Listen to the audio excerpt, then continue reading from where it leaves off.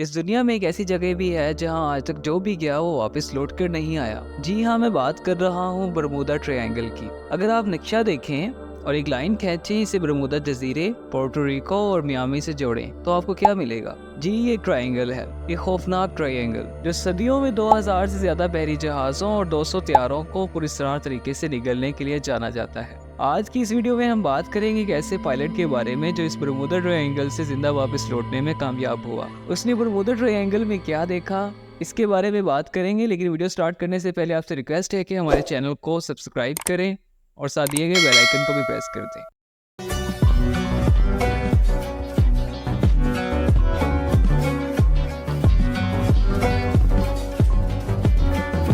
یہ 4 دسمبر 1970 کا دن تھا۔ یہ ہوائی جہاز بیچ کرافٹ کورنزا سنگل انجن والا طیارہ تھا۔ جہاز پر پائلٹ بروس گورڈن اور ان کے ساتھ 2 اور مسافر، ان کے والد اور کاروباری پارٹنر تھے۔ وہ بہامس کے انڈروز سے شمال مغرب کی طرف فلوریڈا کے ساحل کی طرف روانہ ہوئے۔ بروس گورڈن کا طیارہ اس ٹرائینگل کی بوک کی گرفت میں تھا، لیکن یہ ایک روزمرہ جیسی عام پرواز تھی۔ بروس اس سے پہلے درجنوں بار سفر کر چکے تھے۔ اس سفر میں عموماً 1.5 گھنٹہ لگتا تھا۔ بغیر کسی ہچکچاہٹ یا پراسرار مظاہر کے بروس نے ٹیک آف کیا اور اونچائی پر جانا شروع کر دیا۔ اس کے اوپر جانے سے ہی عجیب و غریب چیزیں ہونے لگی۔ تقریباً 1000 فٹ کی بلندی پر اس نے جہاز کے آگے ایک چھوٹا سا بادل دیکھا، لیکن یہ بادل بڑا ہوتا جا رہا تھا۔ جہاز کے قریب آنے سے نہیں، یہ چیز دراصل سائز میں بڑی ہوتی جا رہی تھی۔ بروس کو اس کے اندر سے ہو کر گزرنا پڑا اور وہ بالکل ٹھیک دوسرے سرے سے باہر نکل آیا۔ ایک پراسرار بادل 11500 فٹ پر نمودار ہوا۔ یہ بہت بڑا تھا اور بروس کے پاس بھی اس کے اندر سے اڑان بھرنے کے علاوہ کوئی چارہ نہیں تھا، تو اس نے اپنی ساری توجہ اس طرف مرکوز کر دی۔ ایک گہری سانس لی اور وہ اندر چلے گئے۔ اس وقت ہوائی جہاز کے چاروں طرف رات کی طرح اندھیرا چھا گیا۔ دھوپ کی کرن بھی نہیں تھی، لیکن یہ طوفانی بادل نہیں تھے اور بارش نہیں ہو رہی تھی۔ بروس پریشان ہونے لگا تھا اور پھر اس نے ایک چمک دیکھی، سفید روشنی کی چمک۔ وہ نمودار ہوتی اور بجلی کی طرح تیزی سے غائب ہو جاتی، لیکن یہ پائلٹ جانتا تھا کہ یہ یقینی طور پر کوئی بجلی نہیں تھی۔ اس کی کرنیں اتنی روشن تھی کہ انہوں نے اپنے ارد گرد کی پوری جگہ کو روشن کر دیا۔ بروس مزید 30 منٹ تک اڑتا رہا، جبکہ اس کو معلوم ہوا کہ یہ وہی بادل ہے جس سے وہ پہلے گزرا تھا جب اس نے چڑھنا شروع کیا تھا، لیکن اب بادل سلنڈر کی طرح تھا اور ہوائی جہاز کو اس کے اندر سے گزرنا تھا۔ یہ تقریباً 1 میل چوڑا تھا اور کبھی نہ ختم ہونے والا لگتا تھا۔ بروس نے سوچا کہ وہ اس جہاز سے کبھی نہیں نکل سکتا، لیکن 1 منٹ بعد اس نے سرنگ کے آخر میں روشنی دیکھی۔ اس نے اپنے جوائی کو سیدھا آگے رکھا۔ وہ اس ڈرانے خواب سے تقریباً باہر آ چکا تھا، لیکن اچانک ناقابل وضاحت چیزیں دوبارہ ہونے لگی۔ بادل نما سرنگ کی دیواریں تنگ ہونے لگیں۔ وہ جہاز کے قریب ہو رہے تھے۔ نیویگیشن کے آلات باہر نکلنے لگے۔ کمپس خود ہی گھڑی کی مخالف سمت میں گھوم رہا تھا۔ تمام الیکٹرانک آلات خراب تھے۔ ایسا لگتا تھا جیسے ہوائی جہاز کسی اور چیز سے چل رہا تھا یا کسی قسم کے کرنٹ کے اندر چل رہا تھا۔ روس کی جہاز کو کنٹرول کرنے کی تمام کوششیں بے سود تھیں۔ وہ اس سرنگ سے اڑتا رہا اور اس چیز سے نکلنے اور کہانی سنانے کے لیے جینے کا ارادہ کیا۔ دیواریں تنگ ہوتی چلی گئی، چھوٹی اور چھوٹی بہاور کی طرح لپٹتی رہی۔ بروس کا وقت ختم ہو رہا تھا، اسے اس جگہ سے جلدی نکلنا تھا۔ اگلے 20 سیکنڈ اس کی زندگی کے سب سے شدید تھے، لیکن پھر وہ اس دھند کے جال سے باہر نکلا۔ جیسا کہ بروس نے بعد میں بیان کیا، جب اس کا طیارہ سرنگ سے نکلا تو اس نے 5 سیکنڈ تک بے وزن محسوس کیا۔ بادل منتشر ہو گئے اور اب سب نے سکون کی ایک بڑی سانس لی۔ اس نے فوراً ریڈیو پکڑا اور گراؤنڈ کنٹرول سے رابطہ کیا۔ بروس چاہتا تھا کہ وہ اپنے مقام کا تعین کرے، لیکن جب ڈسپیچر نے سب سکرین پر نظر ڈالی تو اس کے چہرے پر پریشانی نظر آنے لگی۔ بروس کا طیارہ ریڈار پر نہیں تھا۔ کوئی بات پوشیدہ تھی، لیکن پھر ڈسپیچر نے کہا کہ طیارہ پہلے ہی میامی کی فضائی حدود میں تھا۔ بروس اس معاملات سے بالکل حیران رہ گیا۔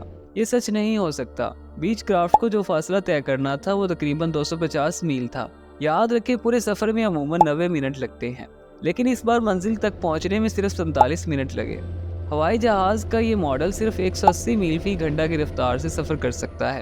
حساب لگانے پر کوئی بھی سمجھے گا کہ یہ جسمانی طور پر ناممکن تھا۔ ڈسپیچر نے کہا کہ وہ واقعی میامی پر تھا۔ ہوائی جہاز بحفاظت لینڈ کر گیا اور اس معاملے کو حل کرنے کی کوشش کرنے کا وقت تھا۔ اس فلائٹ میں کیا ہوا؟ بروس نے باقی ماندہ ایندھن چیک کیا اور مختصر حساب کے بعد اور زیادہ الجھن میں تھا۔ ہوائی جہاز میں ایندھن کی مقدار اتنی کم نہیں ہوئی تھی جتنا کہ اسے ہونا چاہیے تھا۔ بروس غلط نہیں ہو سکتا تھا، وہ بہت تجربہ کار پائلٹ تھا۔ 20 کی دہائی کے اوائل تک اس کے پاس پہلے ہی اپنے 600 گھنٹے کی پرواز تھی اور وہ اس فضائی حدود سے بہت واقف تھا جس پر اس نے لاتعداد بار سفر کیا تھا۔ تمام شواہد اس بات کی نشاندہی کرتے ہیں کہ بروس کا طیارہ تقریباً آدھے فاصلے سے گزر گیا۔ وہ شخص کافی دیر تک اس عجیب و غریب واقعے کے بارے میں سوچتا رہا۔ اس نے پروفیسرز اور ماہرین سے بھی مشورہ کیا۔ लेकिन इनमें से कोई भी इसका सही जवाब नहीं दे सका कि इस दिन आखिर क्या हुआ था।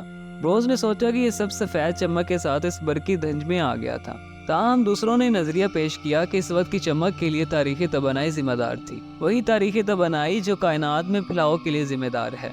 ये तबनाई एक ब्लैक होल की कर्व टाइम स्पेस की तरह हो सकती है जो इस अजीबोगरीब सुरंग को तश्कील दे सकती है। ब्रोस हादसाती तौर पर इसे टकराया, लेकिन वो वहां से निकलने वाला खुशकिस्मत था। इस तरह वो इतनी तेजी से मियामी की फजाई हदूद में दाखिल हुआ। लेकिन तारीख तबनाई सिर्फ एक नजरिया है जो नाकाबिले वजाहत की वजाहत करने की कोशिश करती है। आज तक इस बात का कोई हकीकी जवाब नहीं है कि ब्रोस इतने कम वक्त में इतना फासला कैसे तय कर पाया, लेकिन कुछ तफसीलात अब भी बयान की जा सकती हैं। आर्काइव के रिकॉर्ड से पता चलता है कि इस दिन एंटी-फोर्सिन स्पोर्ट रिकॉर्ड किए गए, साथ ही एक बहुत बड़ी शमसी हवा भी तकरीबन 440 मील पर सेकंड की रफ्तार से चल रही थी, जो हवाई जहाज के आलात और रडार को खराब कर सकती है। लिहाजा ब्रोस का नजरिया ये है कि वो इलेक्ट्रॉनिक धुंध में था हो सकता है। और इन अजीब बादलों के बारे में बात यह है कि वो इस इलाके में काफी आम चीजें हैं। कम और ज्यादा दबाव वाले तूफानी बादल वहाँ मुसलसल टकरा रहे होते हैं। शायद वो बादल जो ब्रोस की आंखों के सामने बढ़ रहा था वो सिर्फ दो बड़े हवाई धारे थे जो एक दूसरे से टकरा रहे थे, लेकिन अब तक कोई ये बताने में कामयाब नहीं हो सका कि त्यारा इतनी तेजी से मियामी कैसे पहुंचा। शायद मुस्तकबिल में हकीकत सामने आ जाए। इस दौरान ये बरमूदा ट्रायंगल की एक पुरअसरार पहेली बनी हुई है, लेकिन अभी तक ये सबसे ज्यादा चौंका देने वाला वाकया नहीं है। 1945 में बरमूदा ट्रायंगल में एक साथ 5 त्यारे लापता हो गए। 5 दिसंबर को बहरिया के कुछ तालिब इल्म पायलट इस इलाके में तरबियत ले रहे थे।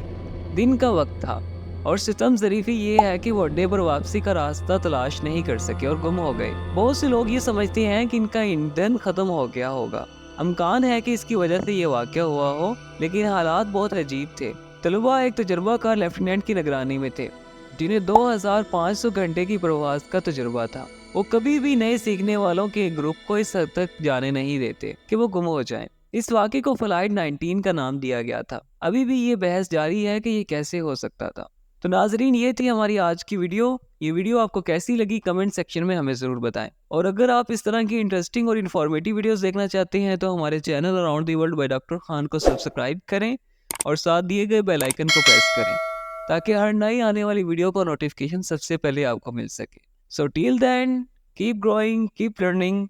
मिलते हैं अगली वीडियो में, तब तक बहुत सारी दुआओं के साथ। अल्लाह हाफिज़।